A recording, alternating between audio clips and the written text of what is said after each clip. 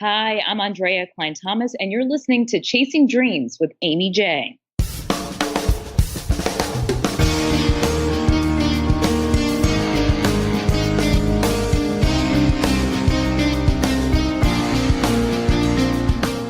Welcome to Chasing Dreams podcast with Amy J. Amy believes that realizing a life without regrets is achieved by taking chances, chasing your dreams, making moves, and overcoming your doubts. The Chasing Dreams podcast will help you overcome life's obstacles, believe in your potential, and inspire you to face your fears. And now here's the woman who is passionately pursuing her dreams, Amy J. Hey, Dream Chasers. Thank you so much for tuning in to episode 131 of Chasing Dreams. Guys, it has been an amazing 2018 so far. And, we just concluded Black History Month. Amazing Dream Chasers. I hope you enjoyed each one of their stories. We're doing the same thing for Women's History Month. I have some amazing people for you guys this month. You're going to enjoy every one of their stories. Before I get to introducing who we have today, this episode is sponsored by our Patreon campaign supporters.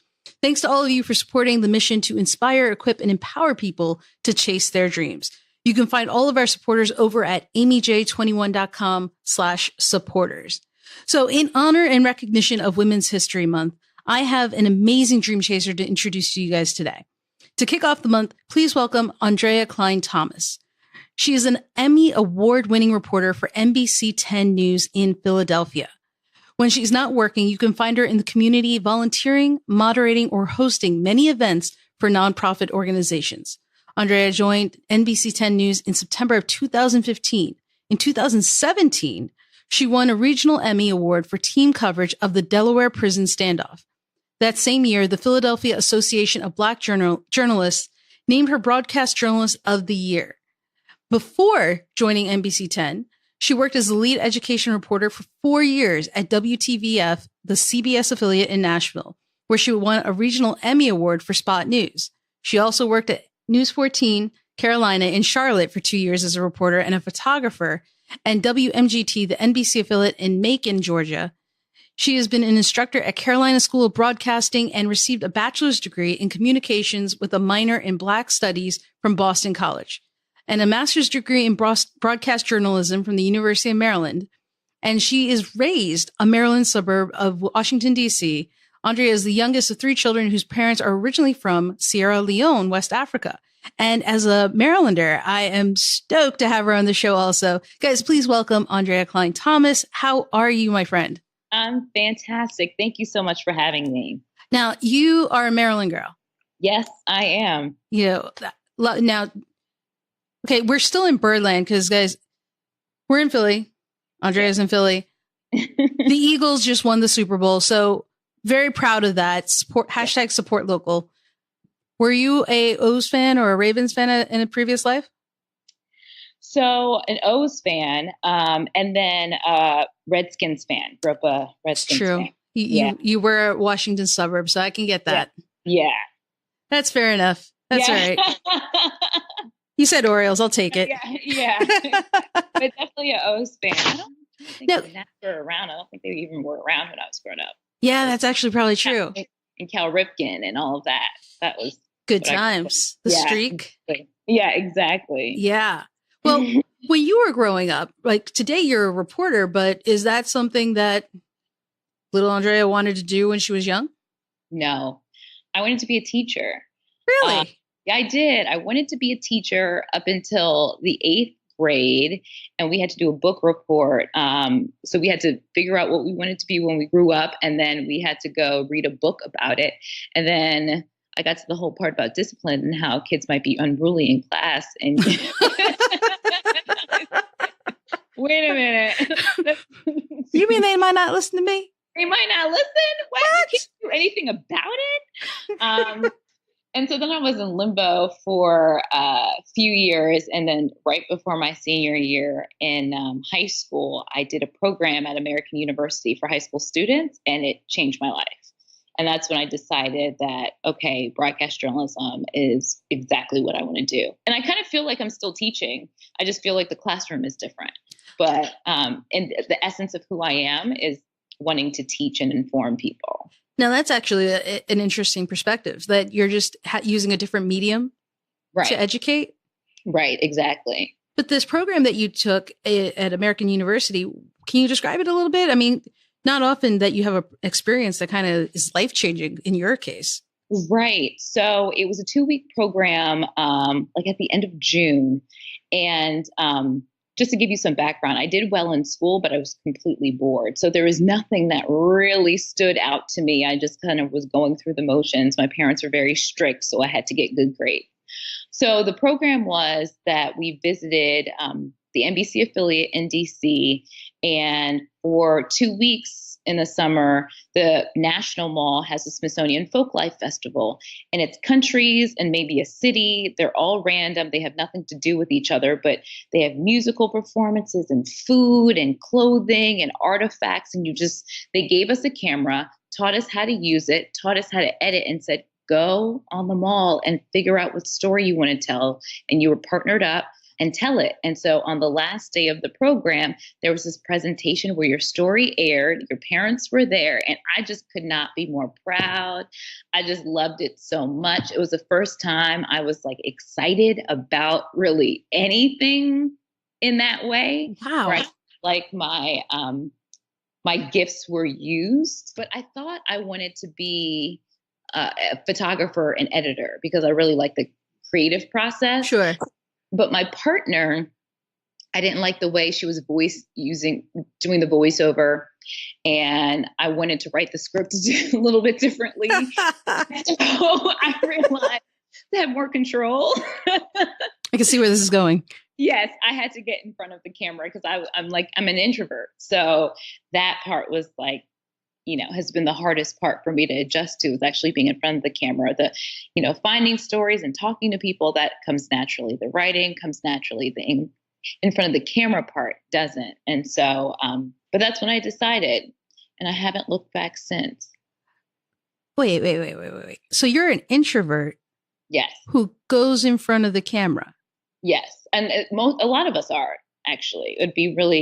You'd be surprised, but a lot of us are. And all that means is that, when I started, I can't call myself shy per se, because, around my friends, I talk a lot, but just, I am not the life of the party. Let's just put it that way. I'm on the periphery. I prefer to observe. So some of that works in my favor, but I've really had to get over that. And that's been a really hard obstacle for me to kind of get used to. But that's actually great, because I think there are some people who may be self-described introverts who may think, hey, this is never going to work for me. Like, I can never be a broadcast journalist because I mean, you obviously kind of worked through getting in front of the camera. Right. So it was a process, I'm guessing. Yeah, it's an ugly process too. I mean, is it more like a pep talk kind of thing? Like, you can do it, just do it. Yeah, I mean, it's just really doing stuff scared. I mean, I'm not at the point anymore, but I was for a very long time. It's, making terrible mistakes, or just getting such stage fright. And, when your heart beats so loud, it beats in your ears, and you breathe funny, it's stuff like that. And it's ugly. It's an ugly process, but you just have to keep doing it over and over and over and over again.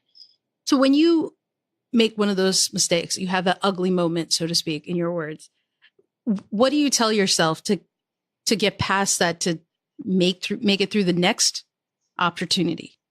Right. I think I just, I have to dissect it. I mean, it feels terrible, but you can't stay in the feeling of it. And you have to see what went wrong. Was, that intro too long? Was I not focused? Now I'm learning stuff like about, did I eat? Do I just have low energy? Things like that. Is there something that I could have done in the process leading up to it to have a better outcome? And then also, years ago, it was really getting over the public failure.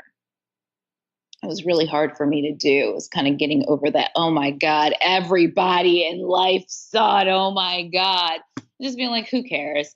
Like, you're a human being. And I just think of myself on a continuum, not at a destination. So if I want to keep going forward, like, this is the means to that end.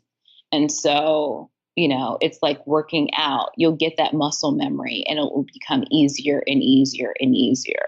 Well, that's a great mindset to get yourself into. But the fact that you were able to get to that point, and I'm assuming that you're still working on it. Oh yeah, absolutely. And I do training. I'm like taking an improv class right now, actually, just to help with my thinking on my feet and in, situations that are kind of chaotic, that Wait, so is this an ongoing process? Yeah, I think it's ongoing. I love learning because it's not natural to me. I always have to, look for things where, okay, maybe I could do this better. Maybe I could do that better. And how do I go about doing that? So right now my improv class is super duper helpful. I took a acting 101 class year and a half ago. Oh, wow. And now I'm doing the improv class and I love it. It's super duper out of the box for me, but I love it. And you've actually been around. So with the experience you've had, the fact that you're still learning, I mean, because you've been in Charlotte, in Nashville, in Macon, Georgia, in Philadelphia now, and you went to school in Boston College. And so you kind of have this experience. You have these years of education and practice, and the fact that you're still learning is impressive. But I got to ask, when you were going through all of this, as a woman, did you face some challenges because of your gender? Yeah, you know what? I face challenges, and you sometimes don't know if it's gender or race, to be honest. You just don't know. You just know that sometimes things are unfair. Okay. And so you just kind of don't know why. But the thing is that it's kind of like, it's unfair. That stinks. Okay, so are we going to stop? Or are we going to go around it? And so and that's why I think I've always, gone to conferences and tried to educate myself and tried to network, because I'm like, I might not be the best, but I will work really hard. So that will always be undeniable about me. People could say a lot of different things, but they'll never say, oh, she was lazy. They'll never say, Yeah. So it's just kind of like, and you know what? And also I think it's embracing you're not for everybody and you shouldn't be. And some of the best advice that I got was go someplace where what you have to offer is valued. And that is professionally and personally. And that was some of the best advice I ever got. And so it helps you not take things personally, because at the end of the day, it's a business. And now I have life experience to show that things work themselves out. Have you faced an opportunity where you had to say no, where you had to kind of face it and be like, this isn't for the best for me. Let me go a different direction? After my first job, so I was making $18,000 a year. They had given two women that I worked with, I knew, raises. They had asked for raises. They gave it to them. When I asked for a raise, they said no. They broke their contracts. I did not. There's certain things. It became where I was being discriminated against. There was like no doubt. At first you're like, what? Really? Is this feels it's not right? And then you're kind of like, no, they're discriminating against me. And so my contract, I was there for 2 years. My contract was up, and they wanted me to sign like another year and give me $1,000, a whopping $1,000 to stay. And I was like, no, I had no job. Mm-hmm. And to put it into context, it was 2008. It was a month before the market crashed. So it was talk. I don't know if you remember about the talk of like, should people sleep with their money under their mattress? Yep. Can you go to? It was a hectic and stressful time. Mm-hmm. And I called my parents and said, I'm coming home. And yeah, they weren't treating me well, but I, left saying, thank you so much for the opportunity. I really appreciate it. Things were kind of ugly at the end, but I left just knowing I had nothing in front of me, nothing concrete, but I just knew in my heart that sometimes you just got to leave with your purse and your dignity. I was going to say that's some scary stuff. Yeah. And I left, but I just had, I think that's what's carried me through, is that I've had eternal faith in myself, and my ability to learn and my ability to be better. And I just knew that if I was in the right environment with the right resources, I could do great things. I've always known that about myself. And I just thought that even a whole year of being there, it was just such a toxic environment that I just couldn't sign my life away for a year. And a year is not a long time. It's really only 6 months, because it takes about 6 months for you to start applying and contacting people and, stuff like that. But I just couldn't do it. I could not bear to do it. And so I just walked away and I said, this chapter is done. And I went home, and it took me 9 months to get a job in news. I went back to my old job. I was scheduling surgeries in an orthopedic surgeon's office. And I was going to every networking event that I could. I was going to church a lot because it was just really tested my faith. But, it worked out. And I got to Charlotte after that. Well, I mean, to your credit, a year can be a long time in a toxic environment. It can feel like forever, right, to be tortured. But for you to use that time, and it couldn't have been easy. I mean, waking up day to day, like, here's another one, don't have a job. Right. And it's, just doing what you don't want to do. Yeah. On top of it. Yeah. But the thing that was funny is I was making more money scheduling surgeries, like pseudo part-time, than I was in my first job. So, like, a lot more. And then I didn't have to pay rent, Yeah. God bless parents. Honestly. Yeah, I know. They were like, I don't know what this chick is doing, but we're going to say okay for now. They were asking me a lot of questions, but yeah, it's one thing where you have to put your ego in check, to be honest, and say, again, just knowing that this is a continuum. Like, this is not the end. It's not the beginning either, but it's certainly not the end. And so it's just kind of a means to an end, but it was a difficult time. And it was also a time when, people were losing their jobs. So I had people at networking events saying, wait, you left your job when people are losing their jobs, that couldn't have been easy. Yeah. So it's like, what do you say? Like, I bet on myself. They're like, yeah, kid. Especially so young in the career. Yeah, exactly. Yeah. Kid with 2 years experience. Good luck with that. But you have to bet on yourself. Do you ever have to explain that? I mean, when you're going to these job interviews or even the networking, do you explain, like, listen, I bet on me? Or do you just kind of hope they don't ask about it? Well, what I do now is that I just put the years. I don't put the dates. I just put the years on my resume, so people won't even know that there was a gap there. But right after, people were asking me about it, about the gap, and then you just say it. This is a really judgmental business. It's extremely judgmental, and there are lots of egos involved. And sometimes you just let people have their egos and say whatever they want to say. And if it bothers them so much, then don't hire me. I just need one. I don't need 5 offers. I just need one. And so one at a time, that's it. And that's what I've gotten. This before coming to Philly, it was like Philly and someplace else that I had a job offer, but that was the first time in my entire career that I've ever had 2 job offers. It's always just been one. So wow. That's where you're going to go. So yeah. So it's just, you just learn how to deal with, the brashness and the egos and the, harsh critiques and stuff like that. But what's amazing is that despite the fact that you were doing a job you didn't necessarily love, you still found a way to go to these networking events, put out your resume, apply to these jobs, not just locally, but like in other states and take a chance on something you didn't necessarily know much about.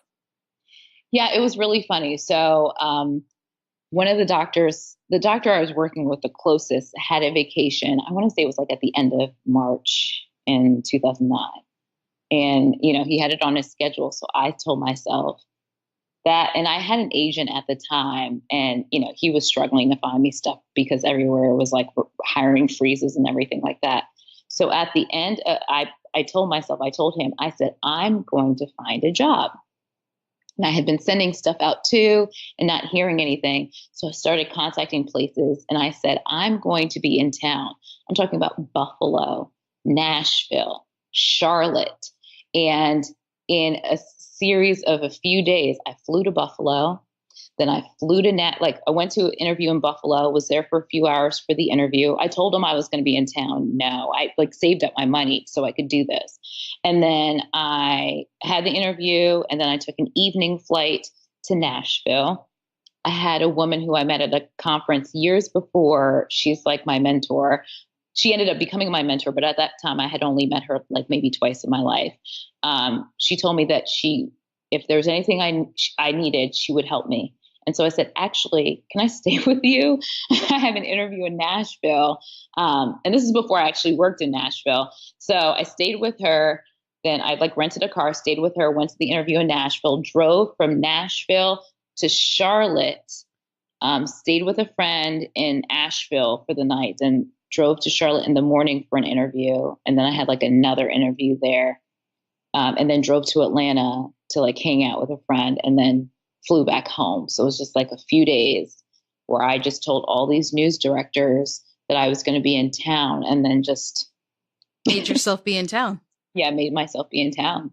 And so it was News 14, and that's where I ended up getting hired. Yeah, you're right. You definitely can't say that you were lazy. Yeah. You just cannot say that. I mean, Buffalo to Nashville to Charlotte, back to Atlanta, because that's another 5-6 hours, isn't it, from Charlotte to Atlanta? Yeah, part of it is just being dumb and naive and young, and you're just not putting two and two together, which actually works in your favor at that time, So you're like, man, Tennessee is a really long state. It really is, guys. Just by the way. Oh, God. If you drive, you're just driving across the state. Oh my God. And the whole time I was like, what am I doing? What am I doing? It's taking me forever. I didn't map this out, but I'm glad I didn't, I'm glad I didn't think it through too much. I just was like, all right, that's it. I'm not going to be passive. You know what I really told myself? It comes to a point where you just get fed up, right? And I said, if this is not going to work, it's not going to be for my lack of trying. I'm okay if it doesn't end up working and I have to switch gears, but I'm going to try everything. So this was at the point where I was ready to throw a Hail Mary and say, all right, this is it. And look at that. I mean, your hard work paid off. Yeah. In spades. And it seems to have started a domino effect for you in that, you ended up in Charlotte and then Nashville and then Atlanta or Georgia. And in all of this, though, you seem to have kind of gone back to education. I saw was part of what you were focusing on. You were the education reporter for 4 years, which is kind of like teaching because of the stories you share. What was it like kind of being in an environment you appreciated and doing something which you had dreamed about doing? What was that like? I loved it. I loved it so much. I was in classes all the time and I was understanding policy. I kind of started doing education in Charlotte. Mm-hmm. So I kind of got a little bit of a taste of it. And then in Nashville, it really just clicked, and it was during a transformative time with the school district. And so there was just a lot to share, but they grant a lot of access to classrooms. So I've been in so many classrooms and I just loved it. I wrote those stories from my heart. I just loved it so much. Loved it so much because I was talking about kids who look like me and what can be done to give them a chance and what are the problems, what are the obstacles? And it's always the adults. It's not the kids, it's the adults. making excuses and stuff like that. And so that's where the passion lied. I wanted more kids to not be held hostage to their circumstances that were beyond their control. I mean, you're still giving back even today. I mean, whether it's K through 12 kids or the fact that how we met was the Women in Media event in Philadelphia, and you're giving back your experiences and talking about it. It sounds like this part is something still important to you, not just in front of the camera, but overall kind of giving back. Is that fair to say? Yeah, absolutely. I love it so much too. I think it's part of why I was put on this earth, to be honest.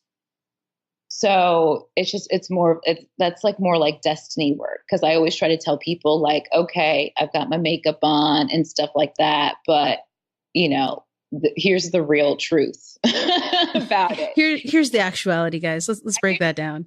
Because I think that's, I had a pastor in Nashville said, and it goes along with this whole movement that's going on right now. He said this is before this whole movement, but he said the most important thing you can tell somebody is me too. And he wasn't talking about the movement because this was years before it became so publicized, but it's true. It's like people feel like their struggles are in isolation, but they're not. And so sometimes you just have to hear it and you can glean from it and apply it to your own life. So that's what I just hope to do. And I think you're doing it. Let me ask this for people who are interested in journalism, in communications, what is something they would be surprised about? They would be surprised. Well, you know what? Right now, everybody feels like we have an agenda.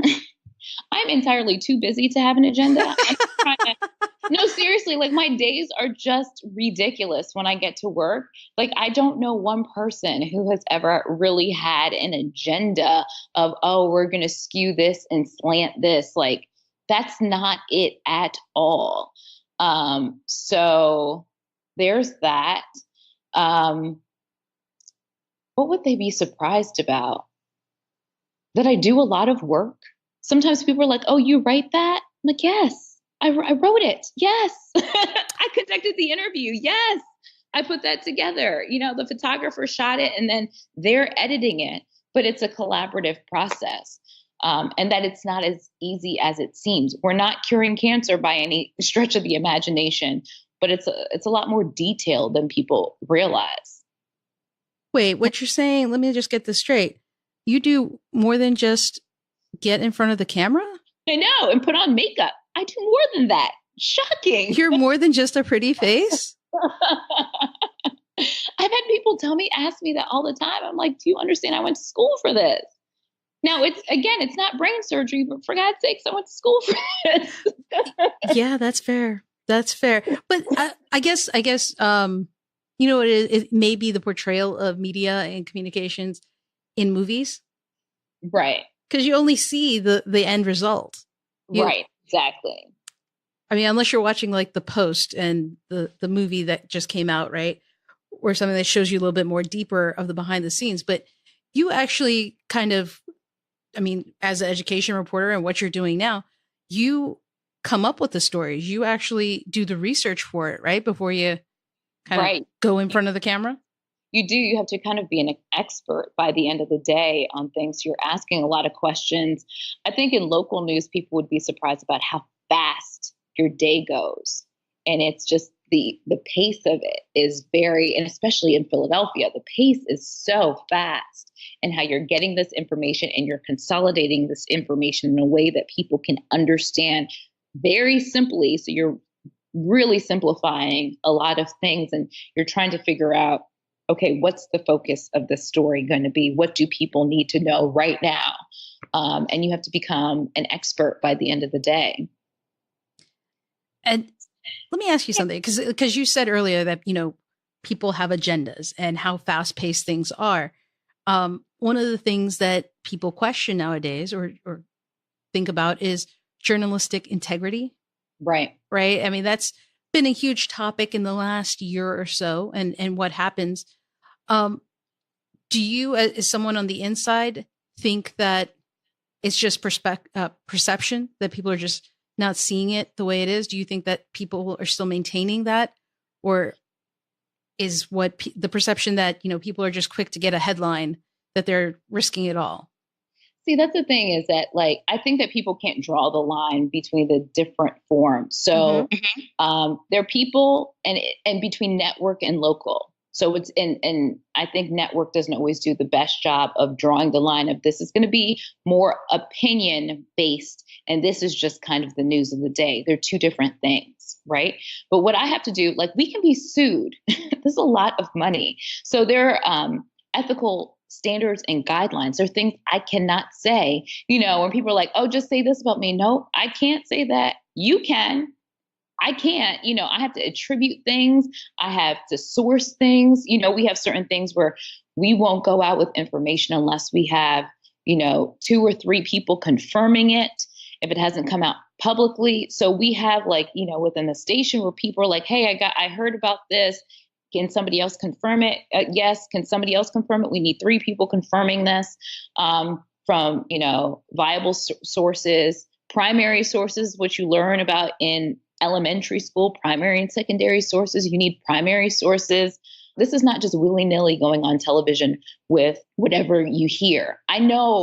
With every story, I know a lot more about it than I can actually report, because some things I just are not verified at the time. And so you just can't go on TV with anything. It has to be supported in fact. And fact is not, we don't get to choose what our facts are. And I think that just right now, people are existing in their echo chamber. So they want to hear what validates their opinions, but their opinions might not be based in any type of truth. The facts may not support it.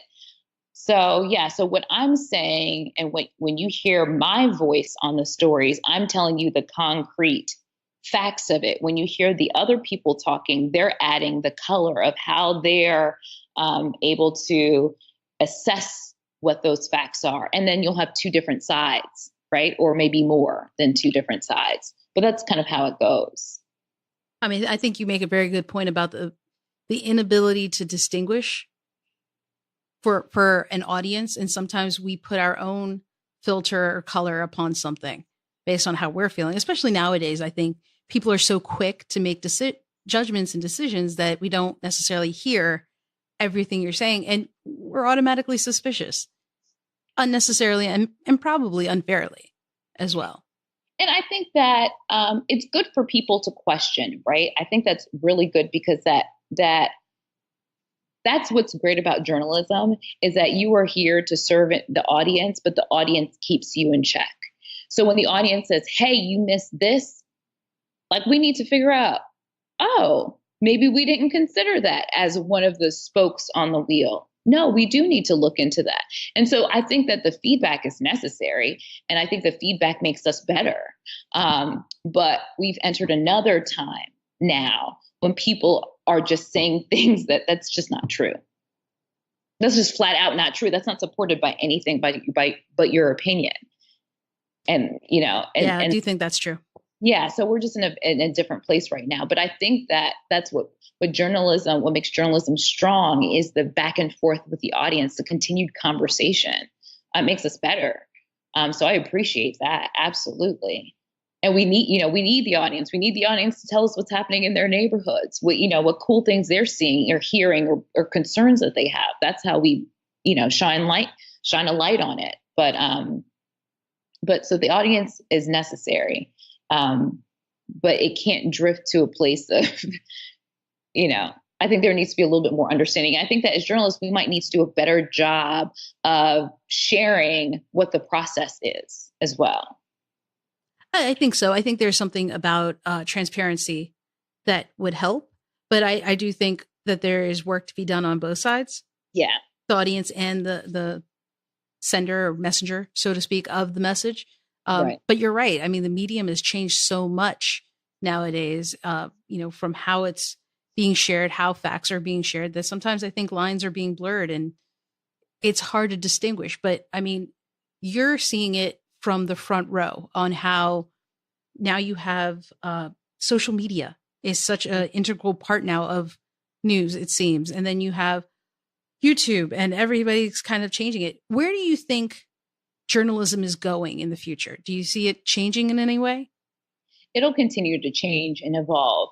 And it'll continue to be fractured with so many different mediums where people are going to get their news from different places. So people used to make an appointment to watch the news. That's no longer the case. So the news audience continues to shrink. But sometimes people are saying news is going to go away. And I never believe that, like local news or network news, because the stories have been around since the beginning of time. They are the most powerful tools that humankind has.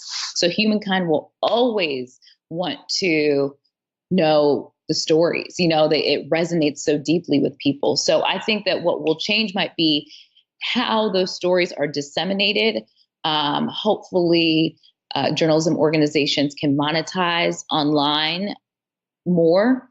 And once that can be done, they're still trying to figure out how to monetize online, then we might see more of a shift. We will see more of a shift. You see it now, but I think there would be even more so. But, the TV product will always exist. I really do. The stories, maybe the format might change, but people want to hear stories. I think that's true. Yeah, I think that's absolutely, I don't think that's going anywhere. If anything, the medium may change. But so that's how journalism will change in the future. What about you? Where do you see yourself in the future? Are there things on the bucket list that you still have to accomplish that you want to, or are you happy with how you're reporting? Not necessarily where, maybe we'll find you somewhere else, but like overall in the general scheme of things, what can we expect in the future? That's the big question. This was one of my goals, like to come back home, like closer to home, at least if I wasn't in DC and be in a big market. So I was faced where like, oh, this was what I worked so hard for. I'm here now. So now what? So I've, had to make new goals. But I will be telling stories for my entire life. I know that for sure. I would like to write books. I want to do more speaking engagements. And if local news is the medium I stay in, I don't know. But all I know right now for sure is that I will be telling people stories for the rest of my life. Well, that's exciting. It's definitely something we can look forward to. So, Aundrea, before I let you go, I have to ask, as someone who is kind of not necessarily complete, because I think dreams are always ever evolving, kind of like you said, it's a continuum. So someone who's in the process of chasing their dream, what is something you would recommend to someone who is interested in broadcast journalism, who is chasing that dream? I would first like to say you can do it. And dreams are no good if they stay in your head. You have to put action to it and figuring out what the next best step can be. So if you're not in school and you're like working in some other industry and you want to switch, start learning the journalism industry, be a consumer of it, get to know the people in it, and figure out what skills are your strengths, whether it's writing, whether it's speaking, and create right now where you are. So if you wanted to write blogs, write news stories, and post them online, so you have some sort of portfolio to show people what you can do. If you want to be on air, go cover stories with your cell phone, post them on YouTube, and kind of go from there. There are lots of organizations too. I'm part of the National Association of Black Journalists, and they have helped me throughout my career just have access to a lot of managers, hiring managers, and to a lot of education. So invest in yourself. But my first thing is saying that it can definitely be done. Aundrea, that was fantastic advice. And guys, I hope you take what she said to heart and focus on it and run with it. Thank you so much for taking the time out of your evening to share your story. We really appreciate it. Thank you. I loved being here. Loved talking to you. So guys, that was Aundrea Cline-Thomas. How fantastic is she? I know. Listen, I only bring the best onto this show, and she was an amazing guest to kick off Women's History Month. You guys can learn more about Aundrea and find all the links we mentioned today over on the show notes page at amyj21.com/episode 131. That's episode 131. Thank you once again to our Patreon sponsors. We would not still be going if it weren't for you guys. If you'd like to donate or learn more about our Patreon campaign, please visit amyj21.com/Patreon. Even if it's just $1, guys, it's $1 that helps get these stories out and helps motivate others, and we appreciate it. So you guys can find that again at amyj21.com/Patreon. Till next time, Dream Chasers, keep chasing. Thank you so much for listening to Chasing Dreams. Amy would love to connect with you and hear all about your pursuit of chasing your dreams.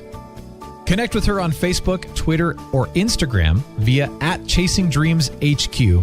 Or you can find Amy on Twitter @AmyJ21. That's AIMEEJ21. Be sure to visit headquarters over at ChasingDreamsHQ.com for more inspiration, motivation, and resources to help with your own dream chase. We hope you'll join Amy next week, and until then, keep chasing.